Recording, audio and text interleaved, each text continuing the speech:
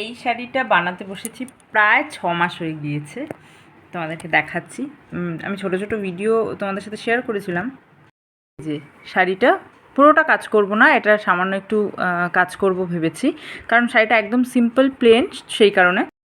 প্রায় 6 মাস ধরে আমি শাড়িটা বানাচ্ছি। যখন একটু সময় পাই তখন এটা বানাই, কারণ অনেক অনেক কাজ থাকে, মানে অনেক কাজ না, যখন কাজ থাকে তখন তো সেই কাজগুলো করতে হয়।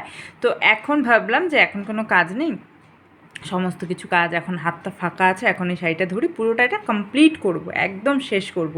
তারপরে তো সময় হয়ই না, মাঝে মাঝে এই সেই বিভিন্ন ধরনের সেলাইয়ের কাজ যারা করো তারা খুব ভালো করে জানবে যে যখনই আমরা কোনো কিছু নিজের থেকে তৈরি করি, কেউ অর্ডার দিয়ে গেলো, মেজারমেন্ট দিয়ে গেলো, সেটা আলাদা জিনিস, বাট নিজে থেকে যখন তৈরি করি তখন মাথা যদি পিসফুল না থাকে, মানে খুব যদি ঠান্ডা মাথা না থাকে, তাহলে তুমি কোনো রকমের ক্রিয়েটিভিটি কোনো কাজই করতে পারবে না। তো আমারও সেম জিনিস হয়।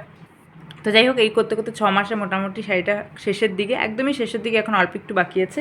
ভাবলাম যে এই 2-3 দিনের মধ্যে আমি শেষ করব, কিন্তু তারপরে এতগুলো কাজ এখন পেন্ডিং পড়ে আছে। এই যে ব্লাউজ, এখানে এখানে কতগুলো কাপড় ব্যাগ ভর্তি, তো এগুলো সব কাজ আছে।